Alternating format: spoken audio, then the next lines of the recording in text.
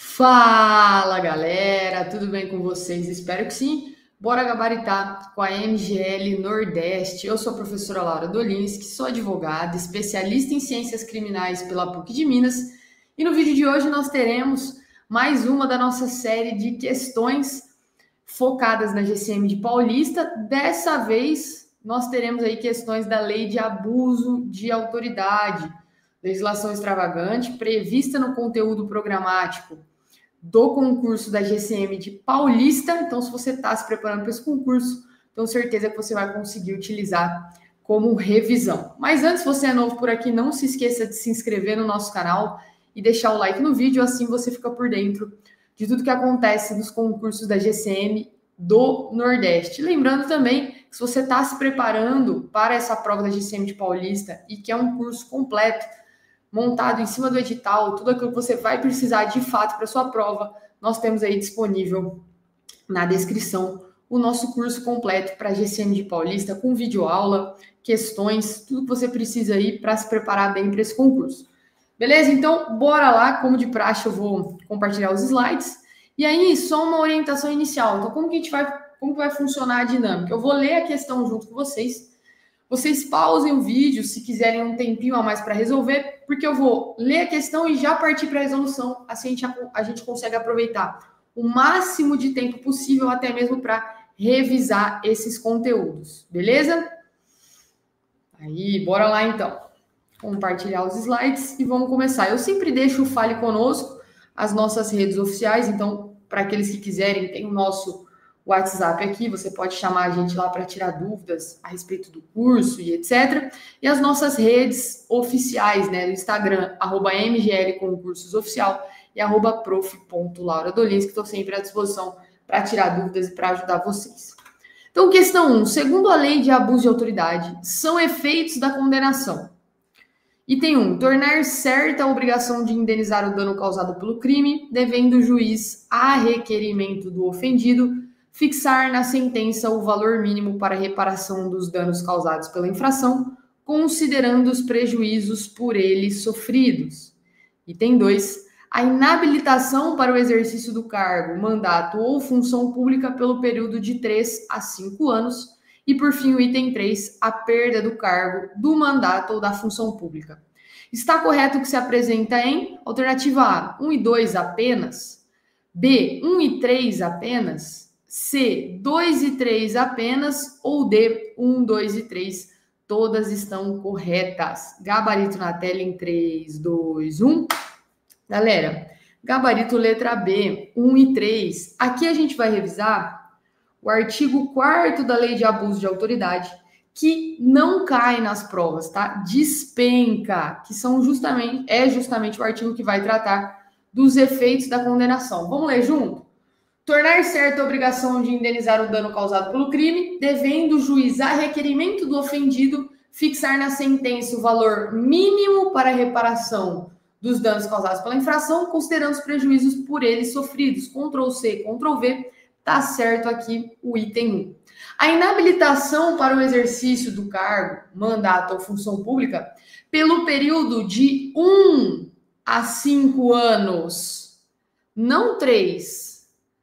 Então, eu vou falar em inabilitação como efeito de condenação, mas pelo período de 1 a 5 anos e não 3, como está na afirmativa 2. Portanto, ela está incorreta. Inciso 3, a perda do cargo, do mandato ou da função pública também está previsto no artigo 4º. Então, selecionei errado aqui. Então, o item 3 também está correto. Eu chamo só a atenção para aqueles que quiserem revisar o parágrafo único desse artigo 4º. Vamos ler juntos, ó. Os efeitos previstos nos incisos 2 e 3 do caput desse artigo são condicionados à ocorrência de reincidência em crime de abuso de autoridade e não são automáticos, devendo ser declarados motivadamente na sentença. Então, só para a gente revisar, quando eu falar em inabilitação para o exercício de cargo, mandato ou função pública pelo período de 1 a 5 anos e perda do cargo, do mandato ou da função pública, são condicionados à ocorrência de reincidência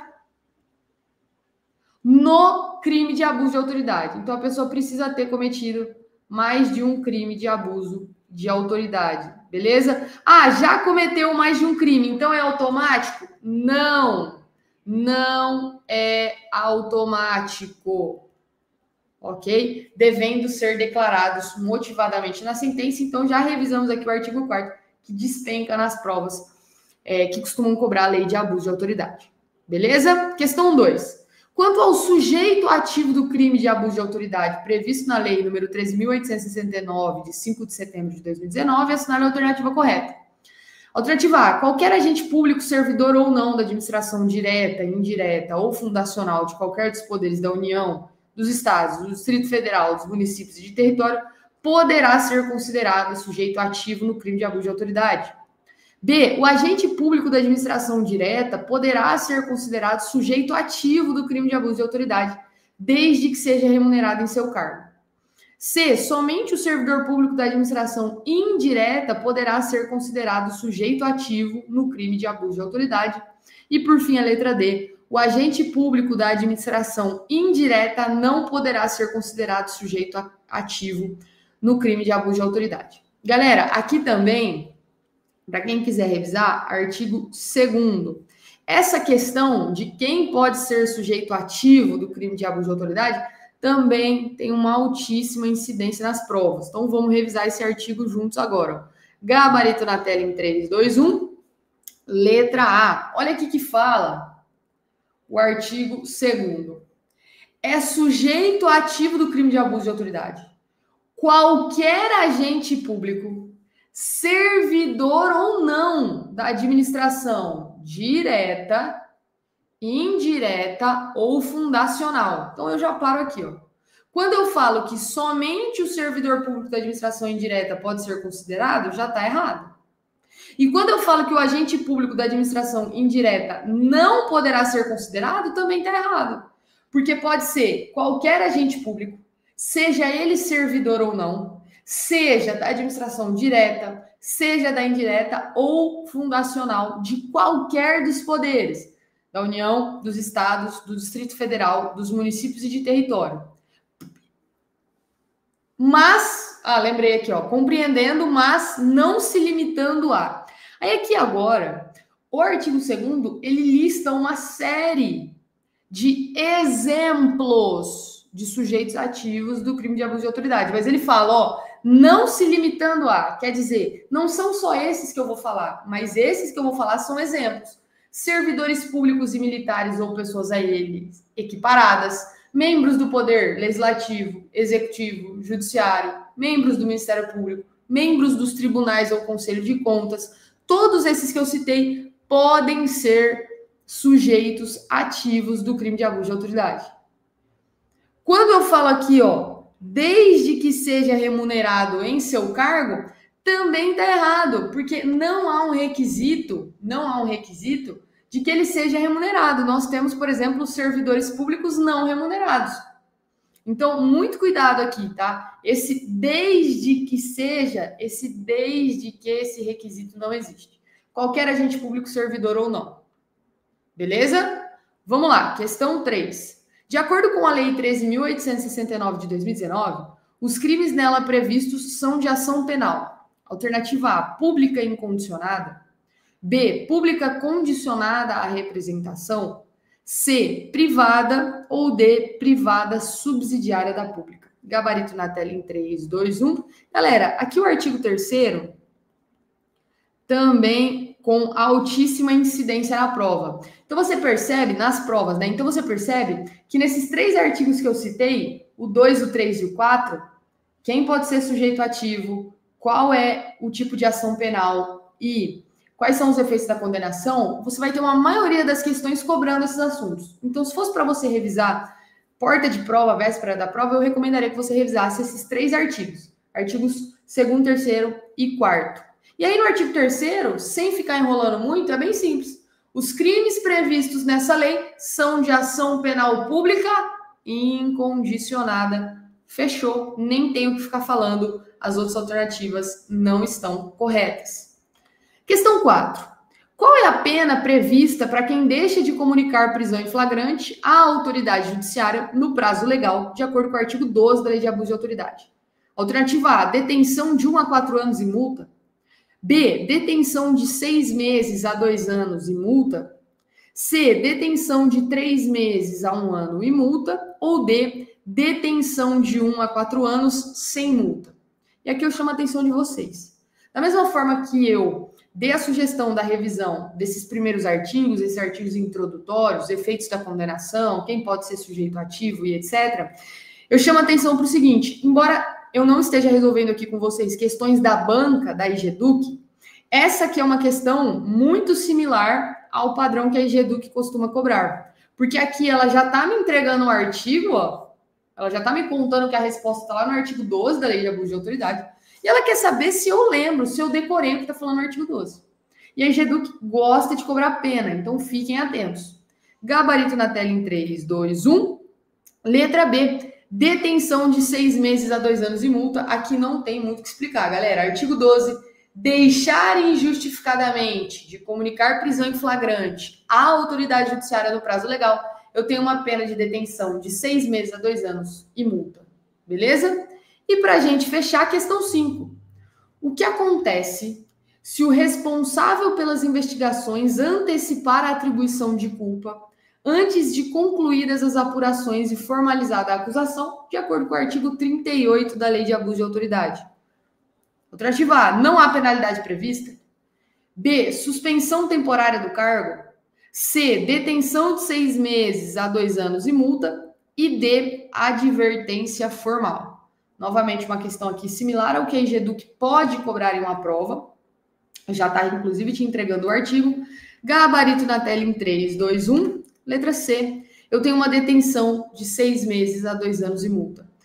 O mesmo prazo que a gente viu no artigo 12, eu vou ter agora no artigo 38, que fala o seguinte: antecipar o responsável pelas investigações, por meio de comunicação, inclusive rede social, atribuição de culpa antes de concluídas as apurações e formalização de acusação, eu tenho uma pena de detenção de 6 meses a 2 anos e multa.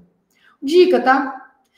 Óbvio que a tua banca pode inovar, mas dificilmente em questões de pena, de crimes, etc., a resposta vai ser não há penalidade prevista. Porque imagina só, olha que contraproducente eu pensar que eu vou ter um crime, eu estou narrando uma situação, o que acontece se o responsável faz isso, faz aquilo? E a resposta vai ser, não acontece nada. Então, isso é muito comum em questões de penal, por exemplo, onde eu tenho uma conduta sendo narrada e eu tenho assim a alternativa A, não há crime. Muito raramente a resposta certa vai ser essa. É uma questão que logo de cara uma alternativa que logo de cara você já poderia eliminar. Porque não faz muito sentido a banca me contar toda uma história para no final não ser crime. Óbvio que eu tenho questões que vão trabalhar isso, não estou discordando, mas estou falando que a maioria das vezes em que eu tenho uma alternativa assim, ó, não há penalidade, ela está errada. Suspensão temporária do cargo, também não. E a gente vai lembrar que um dos efeitos, isso aí não é nenhum dos efeitos da condenação, então não poderia também ser uma pena, tá? A suspensão temporária do cargo não entra aqui. Advertência formal também não, portanto, gabarito só pode ser a letra C, detenção de 6 meses a 2 anos e multa, que, coincidentemente ou não, é a mesma pena aqui do crime do artigo 12, beleza? Pessoal, finalizamos as questões. 5 questões rápidas de lei de abuso de autoridade. Eu sempre sugiro que vocês utilizem essas questões como rota mesmo de estudos, para que vocês revisem a matéria e vejam também aonde vocês estão errando. De repente você acertou as 3 primeiras e errou as 2 questões que são justamente de pena. Você vai pensar, poxa, então talvez eu preciso dar uma fortalecida no estudo dos crimes em espécie, da questão das penas.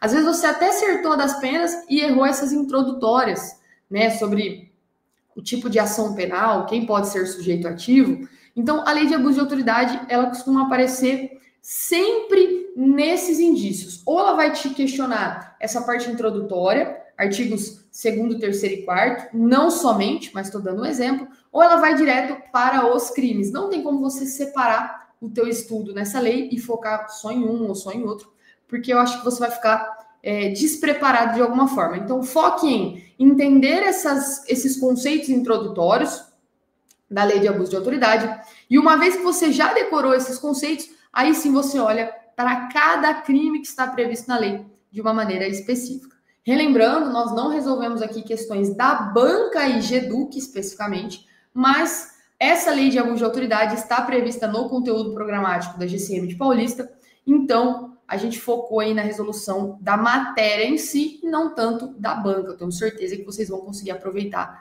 mesmo assim. Beleza? Lembrando que nós temos o nosso curso disponível para a GCM de Paulista, se você quer aí já iniciar seus estudos de uma maneira específica, assertiva para esse concurso. E se você ainda não é inscrito, se inscreva aqui no nosso canal e deixe o like no vídeo. Fiquem com Deus, tchau, tchau e até a próxima.